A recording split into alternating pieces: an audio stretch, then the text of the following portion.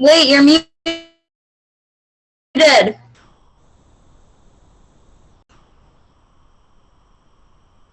Okay, I'm not muted anymore. Hooray! Okay. Yay. Okay. Sorry about all that. Technology is a blessing and a curse. We've said that before. Okay, it is. We're in Parsha Lech Lecha, and it's a fundamental parsha. It is the beginnings of the focus on the Jewish people, or at least on the Jewish family. When I say Jewish people, and then I corrected myself and said Jewish family, is because we become a people in Mitzrayim, in Egypt, and until then we're just one giant family, and it's Avraham's family, and so this is the beginning of that with the story of Avraham. It starts out as Avram. A lot of his story is midrashic. A lot of people I don't want to say confused. We'll say confused. A lot of people confuse the midrashic story with the story as told in the Torah. A lot of people, because we learned, many of us learned it in school, in preschool, in Sunday school, or whatever. We learn different parts of the story. So we might be a little confused when we find out that there's no kivshan ha'esh in the Torah. There's no Avraham is not thrown into a fiery furnace in the Torah. We will deal with the midrash, actually the Gemara that talks about that, but it's not actually in the Torah. A lot of people get confused between these stories, and yes, there is a difference. There's a difference between the story as told in the Torah, because not only is it true, but it also bears a lot of interpretation. There's different levels of interpretation, etc. And then there's the stories that are in the midrash, which also have to be interpreted, so we can understand the metaphor that is being told there, but they're not always to be taken literally. Whereas the Torah stories are true in every single sense, including the literal sense. So there's a lot to be said there. The basic story in this week's parsha, though, in the beginning of Avram's life, is he's already quite an old man. I know, not old, but past middle age, when Hashem sees him, talks to him for the first time, and tells him to leave everything, leave his family, take his wife, but leave his father's home, his community, his city, leave everything behind and go and travel to somewhere else. And doesn't tell him where.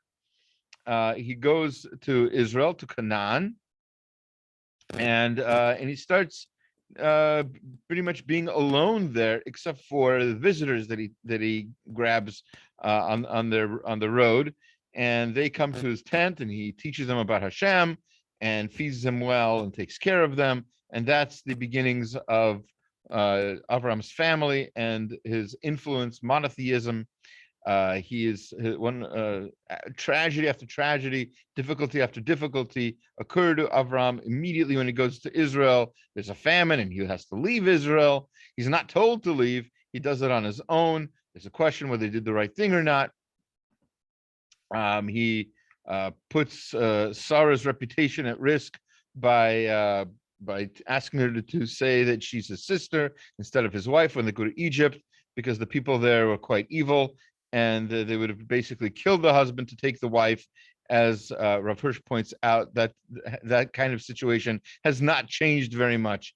By Rav Hirsch's time in the 1800s, there was still that sort of behavior going on. It's interesting. I have not seen the movie. I'm not recommending it or anything else like that. It's just interesting that I think this week or next a movie is coming out about this very same theme. So a movie that's based on a historical event, which has a lot to do with this sort of behavior in France. It's a movie called The Last Duel. It's the last, I think, official. It might not be the last actual official duel, but it was one of the last official duels in French history, where a husband, to save the reputation of his wife, who accused another knight of raping her. So her husband defends her honor in a duel. So that's this big movie that's coming out this week or next or something like that. At least I've seen the advertisements for it. So I'm not recommending the movie. I don't know anything about it besides that. I don't know if it's going to be accurate or good or decent or anything. Yeah, there is a book. Yes, it's based on a book What was that book that you had us read? No, it's not that book. With the Salem. Well, there's no name. The Crucible. Yeah, that one.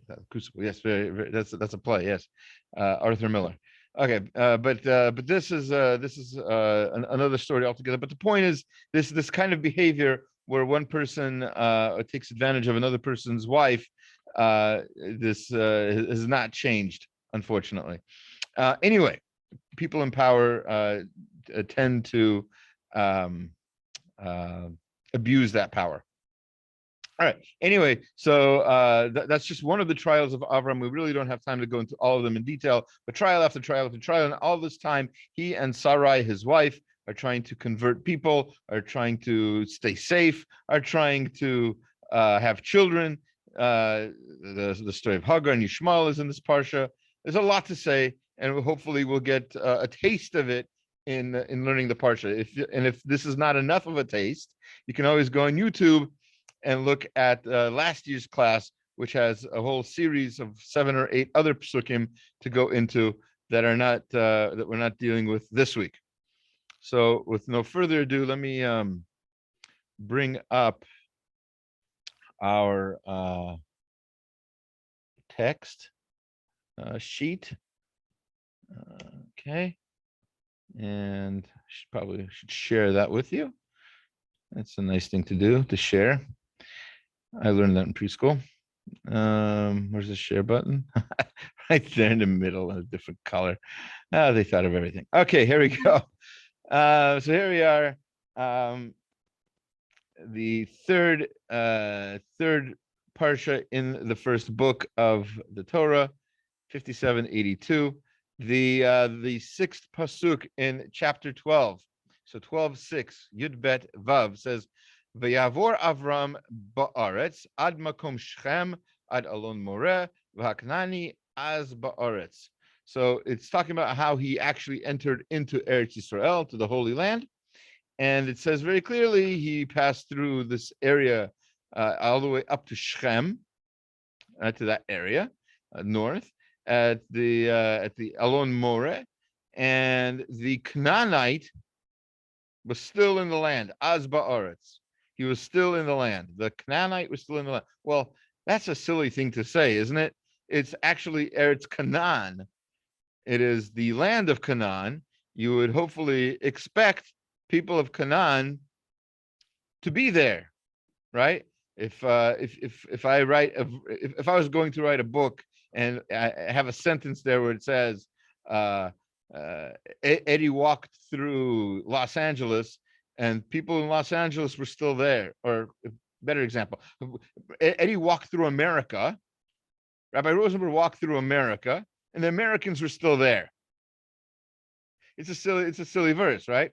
It doesn't make much sense. So what is the point of saying that? So there's a lot of opinions. Let's go to Rav Samson Rafal Hirsch. He says something so insightful and so important that a lot of people seem to have forgotten this very important point. Or there are different opinions about this. Honestly, as you'll see when we get as we read through it, there what he says is going to be sort of controversial for certain groups of Jews, and perhaps our shul included. So let's read what it says. V'aknani az ba'aretz. So the Canaanite was in the land. So already then, so the point is here, that already then, when God appeared to Avram and the Shekhinah began to return, the Canaanites were in the land. That's the point. And as we know, the Canaanites had sunk in this land to the lowest level of moral degeneration until the merciful God himself decreed their expulsion or destruction. Right? In the Torah, when the Jewish people are about to enter the land, Hashem tells them the Canaanites have to go. They cannot stay in the land. They are so disgusting. They are so evil that if they stay in the land, they will corrupt you. There'll be thorns at your side. It'll just be terrible. You will not be able to survive as a Jewish people in the land. And in fact, that's what happened, because we did not completely eradicate Canaanites from the land. They did become a bad influence on us. and we did sink down to Avodah Zarah and other things that eventually got us kicked out. So exactly that prophecy, which is, by the way, another proof, if you need it, another proof to the Torah's truth, is that the prophecies were explicit and they came true. Not like Nostradamus, where he says buildings will be on fire, and you're like, well, does that mean the earthquake? Does that mean the Twin Towers? Which buildings are going to be on what fire? So you can apply anything to those few words. Here, this prophecy is very explicit. These Canaanites are going to be a thorn at your side. By the way, the Jewish people have this Torah and have this story with them of Avram and the Canaanites when they're about to enter the land. So he continues. He says, we see then that God wished to rejuvenate mankind, to restore his presence to man's realm. Toward this end, he chose a land that was eminently suitable for this purpose, the Holy Land of Israel, right, is what we're talking about. That's where they are. A land on which it would be possible for men living in accordance with God's will to attain the highest degree of moral virtue. There's a lot of potential in Eretz Yisrael. If you want to live properly in the land and you want to do the mitzvot, and you're on top of focusing your life towards Hashem's goals, as we talked about a few nights ago, you're going to reach the highest heights. This land, however, at that time and later too, was inhabited by people who became more and more corrupt until finally they were deserving of nothing but destruction. So already then, the holiness of the land notwithstanding, or maybe because of the holiness of the land, the people who lived there who weren't living up to Hashem's level, up to the level that Hashem expects of people, those people sunk down to almost worthlessness. They were almost like not worthy of being people. Almost. Thus, the Torah too was given in the wilderness to teach us that the elevation of mankind is not tied to any particular time or place. It doesn't matter where you live or when you live, you can always live and attain great heights, no matter where. Oslo, San Diego, Venice, Italy. It doesn't matter where you live. You can grow and be an amazing person. God linked the return of his Shekhinah to a place, Eretz Canaan, where human degeneracy had assumed its most blatant form.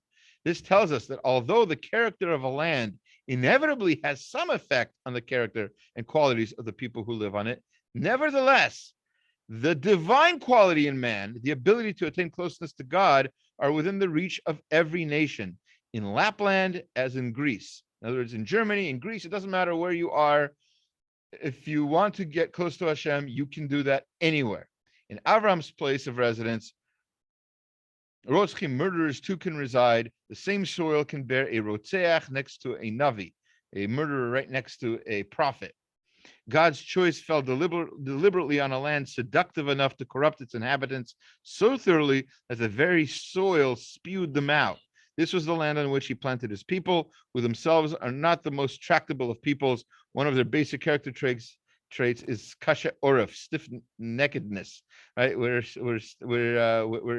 very set in our ways. We don't change very easily. And even though we're naturally like that, and the Jewish people have that reputation, even in the Torah, it doesn't really make a difference. We can still grow no matter where we are.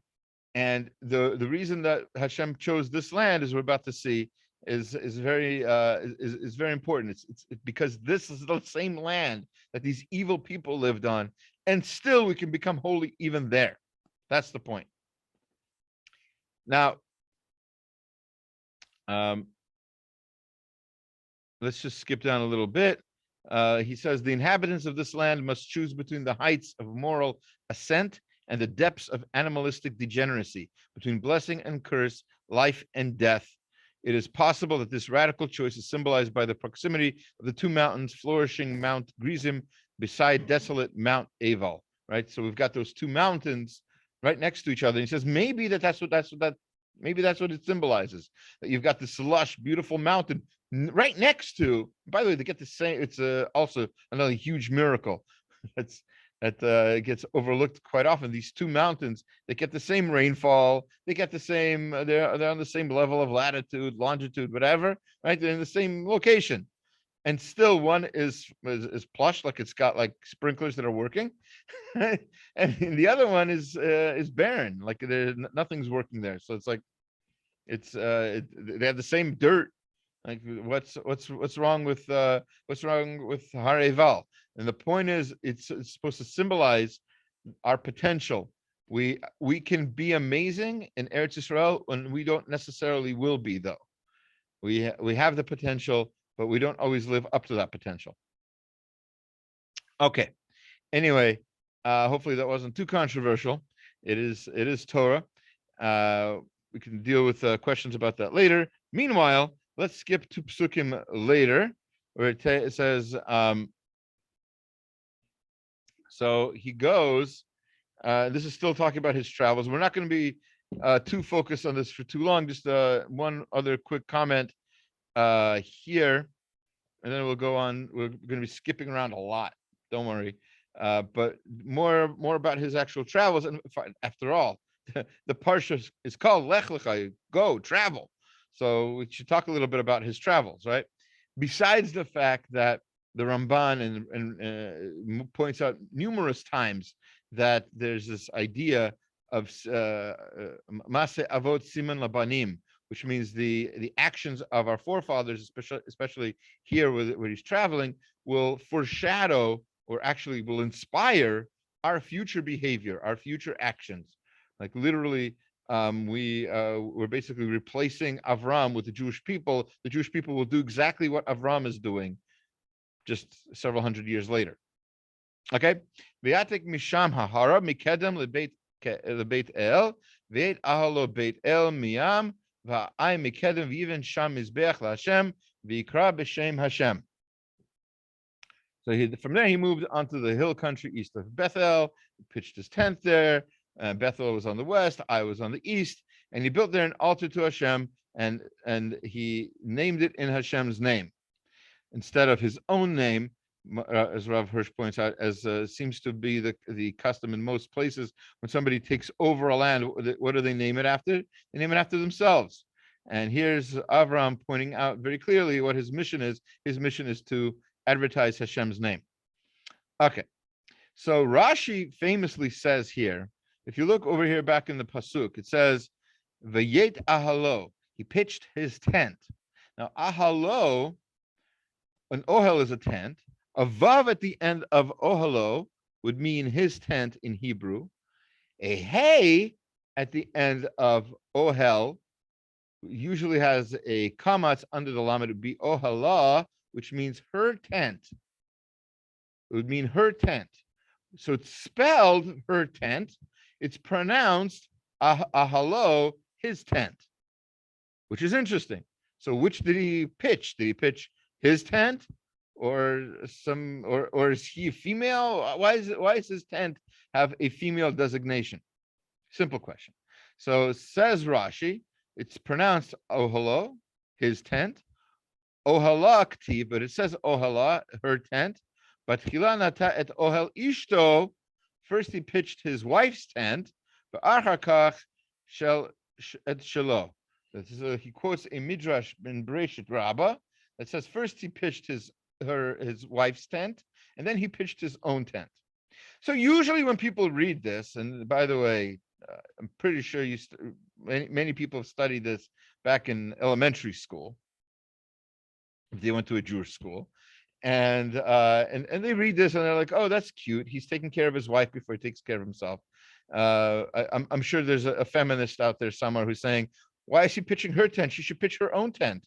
Why can't he let her do her own thing? Why does he have to tell her how to do things? He's probably mansplaining to her how to pitch a tent. So there could be that argument. But the question really becomes, why did he pitch her tent first? What does it mean to pitch a tent? What kind of are they camping? What are they doing? Why do they need to like put up tents? What's going on? What are they doing in these tents? So it says in Tam Vedat, Rav Moshe Sternbach writes very, very nicely. He quotes this Rashi. The first he pitched his wife's tent, and then he pitched his own tent. But then he continues because we are missing some very important information. It's another Rashi elsewhere. He says, "V'atam hadavar," and the reason for this, she'Avram haya migayer ha'anashim be'ohalo, v'Sarai hanashim be'ohala. What are these tents? These weren't sleeping tents. These weren't going away tents. These were schools. The Avraham was working with teaching monotheism and God's ways to men, and Sarai, his wife, was teaching the women. And says Rav Sternbach, "V'yal echad mehem ohel mishalo, shelo yit'arvu chas v'shalom zeh b'zeh." They had separate tents because they didn't want there to be intermingling between the two genders, because that sometimes leads to bad things. That's not the point of teaching people about Hashem, to give them a 10-minute break so they can go flirt or something. That's not the point of an effective schooling. For Avram hakdim lehekim ahol shel Sarah, he first hurried to make his wife's tent first. Why? Shebo haita mikarevet hanashim, because it was so important to bring close the women. Sfat hanashim gedola v'chashuva yoter. Inspiring the women is greater and more important. Ki hen ikar habayit. The women are the ikeret habayit. They are the foundation of the home. If the women are not holding Jewishly, if they don't care about Hashem or about mitzvot or about kashrut, etc., it's going to be very difficult in the family to have a Jewish life. Yes, it's true. Obviously, it's important for the man to hold where he's supposed to be. He's supposed to be going to shul every day, 3 times a day. He's supposed to be davening. He's supposed to be learning. He's supposed to be giving tzedakah. But if he doesn't, so that's not the end of the world in terms of the Jewishness of the family. But if the wife isn't doing what she needs to be doing, it's pretty much forget about it. There's really no way, outside of like eating out all the time and just teaching your children to ignore their mother. There's really no other way, and so it's not going to work in terms of chinuch for sure. That's what the Tam Vadat continues.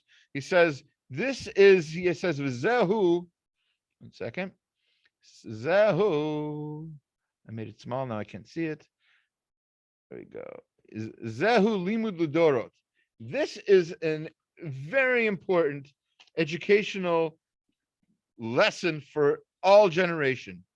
Liyichas chashivut lechinuch hanashim, to realize the importance of teaching women, v'habanot and girls, shehem hayisod ve'evan hapima le'atid beit Yisrael. They are the foundation and the walls of the Jewish home. V'shorash hadavar miyimot olam b'kmo she'ba'arnu. And they are.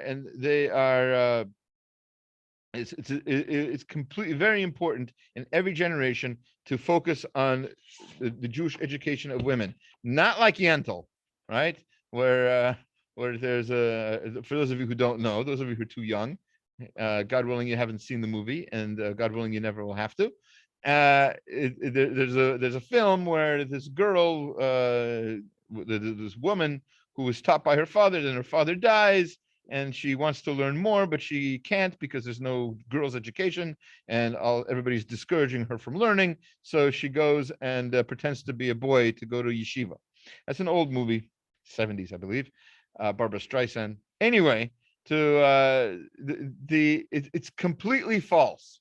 Yes, women are not encouraged to learn the same way that men learn, but as we've said before, as we quoted in the Shabbat Shuva Drasha from the Ben Ish Chai, the learning of women is very important. And here you have it. Here you have it from Rav Moshe Sternbach, that it's why Avraham set up his wife's tent before his own tent, because he wanted everybody to know for generations and generations that that the study of Torah by women is crucial. It may or may not be a coincidence, by the way, for those of you who don't know, that Torah High Schools of San Diego is having their big fundraiser this today and tomorrow, I believe, until like in about noon. I don't know, until the morning. They have they're doing their charity campaign. So if you haven't contributed yet, remember this lesson from the Parsha. The education of women is so important. Our wives and our daughters aren't the only ones who count on it. We men and our future generations, we count on the education of the women. So it's so important. If you haven't done it yet, or if you've already done it and you can still give more, there's no limit to how much you can give to such an important cause. Okay, with that said, okay. All right, so we're going to skip a few psukim again. I think this is the last verse we'll do in this chapter, then we're going to skip 2 chapters. So I promised you we'd skip, and here we're skipping pretty soon. I just wanted to give a very beautiful idea. We've already talked about the importance of Eretz Yisrael, but now we're going to see another perspective of that from Rabbi David Feinstein in his Kol Dodi on the Torah. It happens to be, for those of you keeping track, it's going to be his first yard site. He passed away about a year ago on October 25th. So Monday, October 25th is going to be the first yard site of Rav David Feinstein, son of Rav Moshe, Zecher Tzedek Livracha. So he writes in Kol Dodi. So first the pasuk says, interestingly enough, he's about to go into Egypt, and this is when he asks his wife to pretend that that she's his sister. It says, "Vayihi kasher hikriv lavo Mitzrayim." It was when he got close to entering Mitzrayim. He's about to enter Mitzrayim. Vayomer, and he said, "El Sarai ishto," to Sarai his wife, "Hinei nayadati." Now I realize, ki yisha yifat maraat, that you are a very beautiful woman. What that verse means, why didn't he know before? There's quite a bit to talk about, maybe in future years, God willing. But right now, I'd like to focus on this weird word we have here, hikriv, because he came close to coming into the land. So either he's coming into the land, or he's close to the land, but he came close to coming into the land, like something is like pulling him back. He's almost there. What's going on? Why do we need the immediacy of how close he is to the land? So it says Rav David Feinstein, Zecher Tzedek Livracha, Zchus Yagin Aleinu. The Neshama should have an aliyah. The words hikriv literally means to bring something close. It is most commonly used to describe the offering of a sacrifice during which the owner and the Kohen bring it to the altar. This word is also used in Parshat Beshalach to describe how Paro approached the Jews at the Sea of Reeds.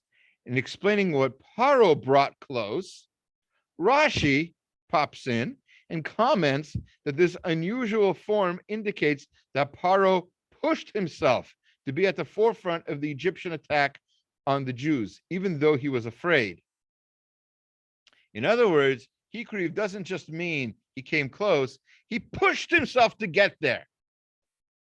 So here we have Avram is pushing himself to get into Eretz Mitzrayim. What does that mean? So this suggests that in our narrative also, Avram had to push himself to overcome something. In the preceding verse, Rashi points out that Hashem brought famine only on the land of Canaan and nowhere else in order to test Avram. The commentators say this was one of the 10 trials Avram withstood, as described in Pirkei Avot, chapter 5, Mishnah 4 tells us over there that Avram had 10 tests. It doesn't really list what those 10 tests are. There's a big machloket. We talked about that in some detail last year. What was his trial and how did he withstand it? So what is this trial that he's having that he has to go into Mitzrayim? And he has to push himself to do it.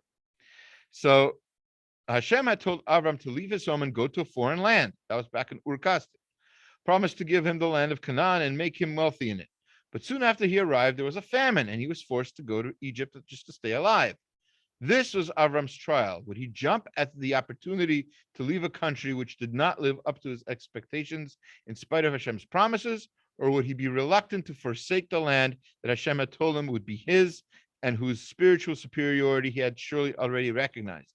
Would he think that Hashem had treated him unfairly, or that Hashem was not capable of keeping his promises? Heaven forbid. The Torah answers these questions with the word hikriv. Far from doubting Hashem and running away from the land he had been promised, Avram resisted going to Egypt every step of the way.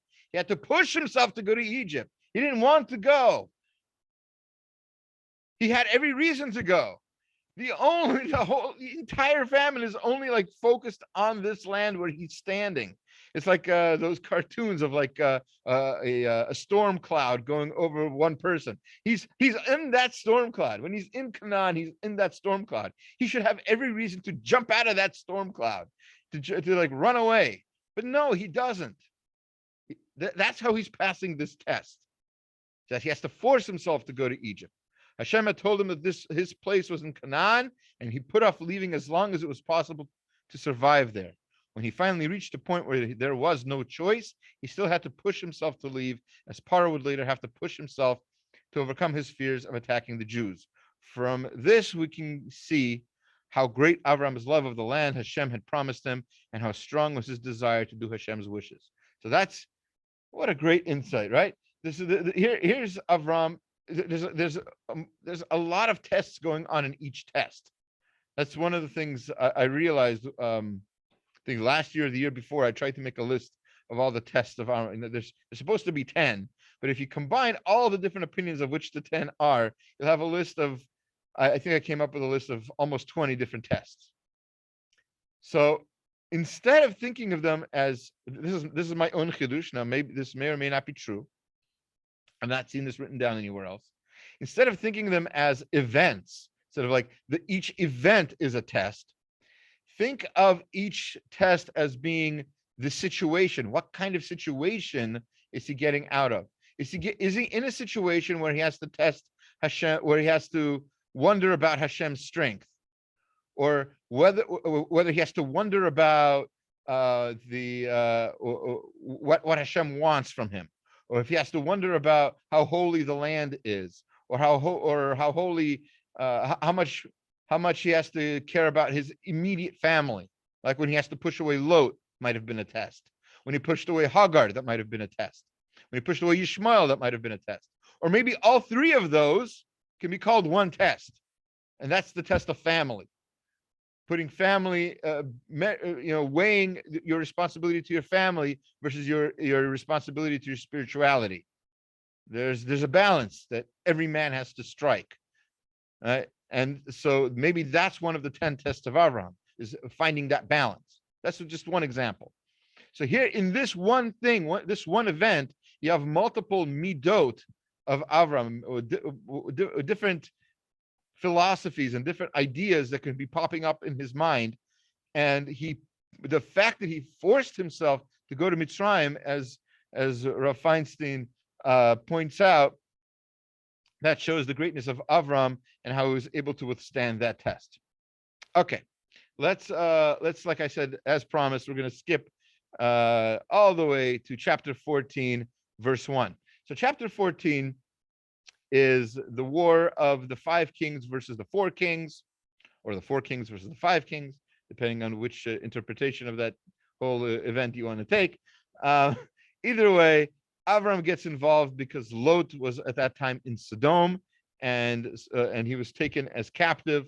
And to save his nephew, he armed his group, and he went out to battle against basically the major world powers of the world at the time, right? He just jumped into World War I, right? Just to save his this one person. This is a very commendable sort of commando mission. Let's see how the Torah understands it. So there's a lot to say on this. We're going to start with, and probably we'll get back to it in future years. What I'd like to focus on right now is an identity. This guy, Amrafel, one of the people and one of the kings involved in this war. Who is he? So I'm going to bring to your attention a Gemara that deals with this question. And then I'm going to show you a Rashi on this pasuk that also quotes that Gemara, but interestingly, in a way that definitely brings up a question, and then we'll see how we can possibly answer that question. All right, so let's get to the verse first. First verse. All right, chapter 14, verse 1. It says, Vayhi bimei Amrafel, melech Shinar, Yoch melech Elasar, Kidla Omer melech Elam, V'tidal melech Goyim. There was this king. This all happened in the time of King Amrafel of Shinar, King Arioch of Elasar, King Kedar Omer of Elam, and King Tidal of Goyim. And the Gemara in Eruvin 53a, towards the middle there, says, Vayhi bimei Amrafel, was in the days of Amrafel, Rav Shmuel, there was an argument between Rav and Shmuel about who he was. Chad Amar, one said Nimrod Shemo, his real name was Nimrod. Oh, the same Nimrod as last week's parsha. V'lama nikra Shemo Amrafel. Why was he called Amrafel? Because She'amar v'hipil Avram Avinu b'toch kivshan ha'esh. Because of what he said caused Avram to be thrown into the fiery furnace, which, by the way, from the word Amar, his name is Amrafel. His name is Nimrod, but he's called Amrafel because of Amar, because of what he said. He feel Avram. Avram fell into, or was pushed into, this fiery furnace. That midrash we talked about in the beginning of the class. V'chad Amar, no, totally wrong. Nimrod's not his name, and Amrafel is not what they called him. It's the other way around. Amrafel Shemo, his name is actually Amrafel. V'lama nikra Shemo Nimrod, and why was he called Nimrod? So Nimrod was kind of more of a nickname. So why was that? Shehimrid et kol ha'olam kulo alav b'malchuto, because he was the king over the entire. He was the king of quite a bit of the world, and he caused that world to rebel against H-Shem during his reign. And this is a reference back to last week's parsha, and the end of Parshat Noach, with the building of the Tower of Babel, which was basically orchestrated by this fellow named Nimrod, or named Amrafel, maybe. Either way, whatever his name is, here's the famous idea that indeed he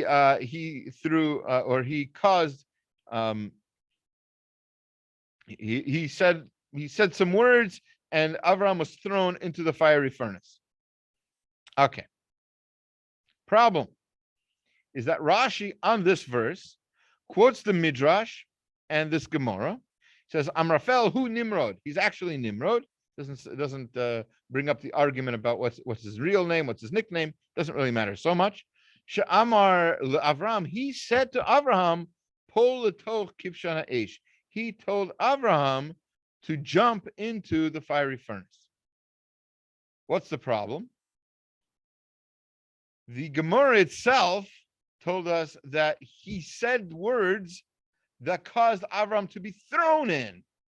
And here, Rashi's saying that he told Avram to jump in to this fiery furnace. So which is it? Either way, he spoke, but who's he speaking to?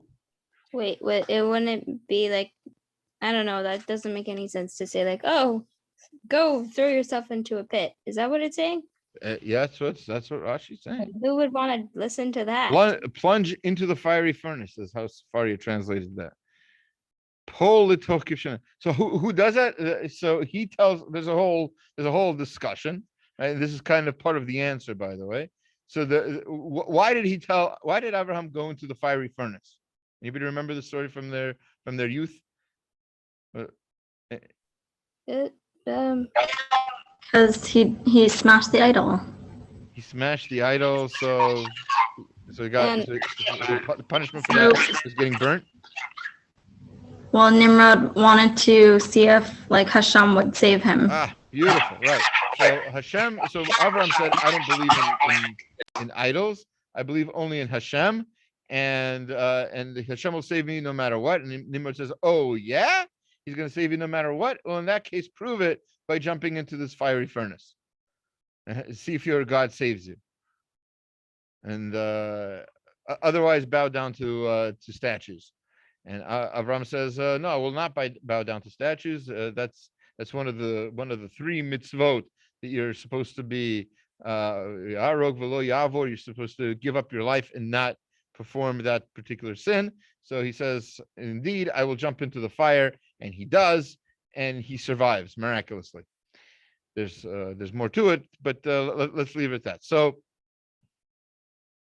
the Ben Ish Chai, in his commentary on the Gemara, the Ben Yehoyada on Eruvin Nun Gimel Amud Aleph, he has this whole thing. We don't have time for the entire piece, but we'll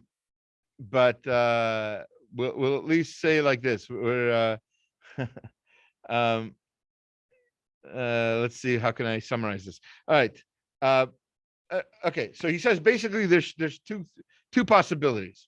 There's two possibilities to what it is that's going on. Either way, for sure, Nimrod spoke. He had to have used his mouth, right? That's why his name is Amrafel, or his nickname is Amrafel, because something about what he said caused Avram to go into this fiery furnace. Did he tell Avram to do it directly, or did he say something else that caused it to happen? So he gives two possibilities. One possibility is that he used some sort of magic incantation to make the fire stronger. In other words, Avram was already in the fire and it wasn't burning him. And he's like, maybe we have to like increase the fire somehow. We don't have any like magic logs to throw in there. So instead, I'm going to say these magic words. I'm going to say presto firo and pray to my gods, and the fire will burn him up. And that did not happen. His magic incantations didn't work. That's one opinion. He also adds, before he threw him into the fire, there's obviously a debate going on, right? There was a discussion, as I said before. Are there multiple gods? Is there only one God? I'm saying there's only one God. I'm saying there's multiple gods. All these statues, all these idols, all these icons, all these pictures, all these dolls to play with. All these things, they're what make things happen. Avram said no. So there's this debate. So the debating also is part of speaking, believe it or not. So Amrafel, so what he said caused Avram to go into the fire. Does that make sense? What he said was that there's multiple gods. Avram said no. So there's what he said is part of the important part of the story here. It's not just throwing him into the fire that's important. It's what he said. And furthermore, so in conclusion, so why is there this contradiction? It says the Ben Yehoyada says, why is there a contradiction between this midrash that Rashi is quoting and our Gemara in Eruvin? Basically the answer is because he did both. He caused Avram to go into the fire with what he said because there was a debate, and once Avram was already in the fire, he said more words to try to actually burn Avram with the fire that was not burning him yet. Okay, so that's one way to look at this. Okay. Question. Sorry? Yes. Question. Sorry. It just occurred to me, like, I don't know, Abrasius seems to have a lot of. Everybody has like 3-4 names. Yeah. No, do you have that many like people having different names in different parshas? I mean, maybe. Oh like yeah, of course. How many names does Moshe have? Okay, what about Vayikra and Bamidbar and Devar? Oh, we don't have too many names of anybody, but the Gemara often tries to explain the meanings behind names. Like in Vayikra we have the name Betzalel. Actually, that's also in Shemot. Never mind. Like I'm just thinking, like, is there more of people that have different names? Like every single No, person has a different name in these in the Parshas yeah, and so Bereshit. that is significant. Yeah, you're right.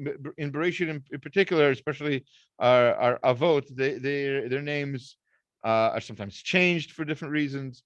Yaakov becomes Yisrael. Okay, yeah, you have a point. There's what to say about that.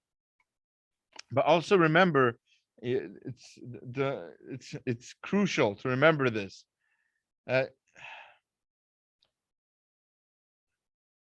Maybe this is a bad example, but think of the Torah for a second, at least metaphorically, as a movie, right? In terms of a movie, the cast is important, right? Not just the cast, but the characters. Who's who's doing the action here? The characters. So in Bereshit, we have a lot more individual characters. We have Avram, Sarai, we have Noach, we have Adam, Chava, we have a lot of individual people. When it comes to Shemot, there's a huge transition. Now we're talking about a whole nation. And even though there's individual people, Moshe, Miriam, Aaron, you'll have individual people, Paro, you'll have individuals, but mostly it's a story about the entire nation, right? And we don't have everybody's name. So there's going to be less of that. And Vayikra hardly has any stories at all. Even there, we're not always given the names of the people in the stories. The individual stories are less and less important. The individual characters of our avot was so important, was such an inspiration to us, and such a schut that the merit we still gain from their behavior, that we need to still have their names. We in our memory, we have to still think about what their names mean. That's one way to understand it. Anyway, that's a little bit off topic. Does Yitzhak have a name? Sorry? Does Yitzhak have another name? Not that I know of, but at the end Weird. of this week's parsha talks about why he should be called that, and there's quite a bit of discussion about that at the end of the parsha, but not in today's class. Anyway, back to our class. So an interesting thing happens all the way in chapter 16, verses 4 through 6. This is the incident of Hagar, and Hagar becomes a sort of surrogate mother for her mistress Sarai. Sarai can't get pregnant, and instead Hagar does. And in the process, Hagar makes Sarai feel bad. It says V'yavo el Hagar.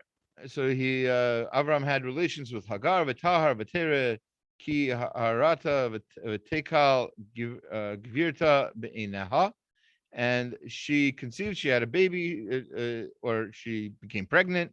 And when she became pregnant, she did not have this baby, by the way. Not going to go there in just for another moment. Anyway, she saw that her mistress Sarai, she didn't have a baby, so she thought of herself as maybe better than Sarai. I have the merit of having children, and you don't. You must not be such a great person after all. But Tomar Sarai el Avram. So Sarai realized this. She tells Avram, Chamasi alecha anochi natati shivchati bechekecha v'dereki harata v'ekal be'ineha yishpot Hashem beini uveinecha. So Sarai says to Avram, this is your fault. How could you let her say these kinds of mean things to me, or treat me this way? I gave her to you, and now she's pregnant, and now I'm a nothing. Now I'm a servant. Hashem is going to decide between you and me. So what does Avram respond? He says, "V'yomer Avram el Sarai, hine shivchatech biadech. Your servant is in your hands. Asila hatov beinayich. Do what's good in your eyes with her." Which seems to imply that she can punish her. She can do whatever she wants. V'ta'anena Sarai v'tivrach mipaneha. And Sarai did indeed treat her harshly. And what did Hagar do? She ran away. And one of the things that it says that Rashi tells us that Sarai did to Hagar is she put the evil eye on her. we don't really have time now for a whole discussion of the evil eye, but just to keep it simple, we are, God willing, we'll be discussing this actually in the class next Monday on Jewish life cycles, because pregnancy and birth gets often, there are a lot of customs we have because of the sphere of the evil eye. So we'll talk about some of that. But it seems that the evil eye, according to the way the Chafetz Chaim explains it anyway, is some sort of power that people have when they're jealous of somebody else to sort of bring some sort of spirit out to hurt that other person. So causing jealousy on purpose can arouse something called the evil eye. So that's what Sarai does, and she does this to Hagar. And it's important to know, in case you're thinking, wow, there must have been a good reason for her to do that. Sarai is a good person. She would never do such a terrible thing. So comes along the Ramban, in one of his unusually short comments, he says, Chata imenu benui hazeh. So our foremother, Sarai, sinned with this behavior. She made a hate, she made a mistake with this behavior. Begam Avram, and even Avraham did the wrong thing here by letting her do it. He gave her permission. What's it called? The court blanche, right? He just gave her open opportunity to do whatever she wanted, whatever's good in your eyes, and that could have been something evil, and seems to have been indeed something evil, according to the Ramban. I don't have the source here, but it's interesting that Rabbi Eliezer Ashkenazi points out that that the name of Hagar's son later on, the son that she would eventually have, is Yishmael. Oh, sorry. We should also add, the Ramban continues that Ushma Hashem El Anaha. Hashem heard her cries, but Natan La Ben, and he gave her a son. Sheyeh para Adam anod zera Avraham v'Sara b'chol minei ha'anui. So, and all kinds of punishments, all kinds of suffering would come from the descendant of Hagar to the descendants of Avram and Sarai because of this sin of Avram and Sarai. So, in other words, because Sarai treated Hagar poorly, and Avram seemed to have allowed her to do it. Because of that, Hagar's descendants in the future, which include, of course, Ishmael and the Arabic people, they would sometimes cause harm to the Jewish people, the descendants of Avram, because of this. So that's so it's sort of like a punishment for their behavior is now the mistreatment of their descendants by Hagar's descendants. Why that's fair, how that works, that's a pretty big discussion. But right now, I just wanted to point out that it's interesting that in the name of Yishmael, in the name of Hagar's son, is a hint to this, according to Rabbi Eliezer Ashkenazi, because his name is not Shamael. Shamael means Hashem hears you. It's Yishmael. Hashem will hear you. Hashem will listen to you. Your descendants will pray, and Hashem will listen to their prayer and cause what you want to happen. Right? So it's a future tense, Yishmael. So it's a sort of a proof to the Ramban's idea here. Okay. Okay. So we have two more verses I wanted to go over, but we only have about a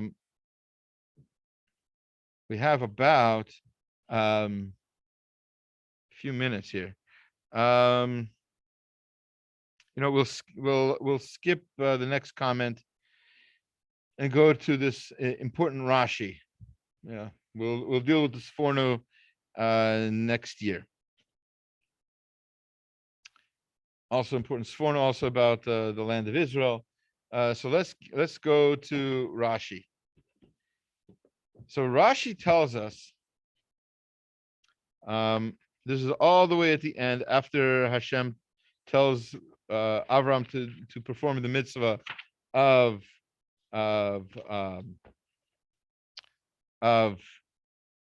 Mila, of Brit Milah. So when he finished speaking to him, he was done speaking to him. V'yal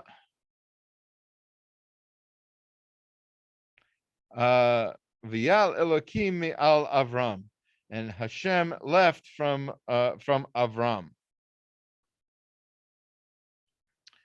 So why the question that Rashi deals with is why does it say Me'al Avram? So Rashi tells us, so he left from being on top of Avram.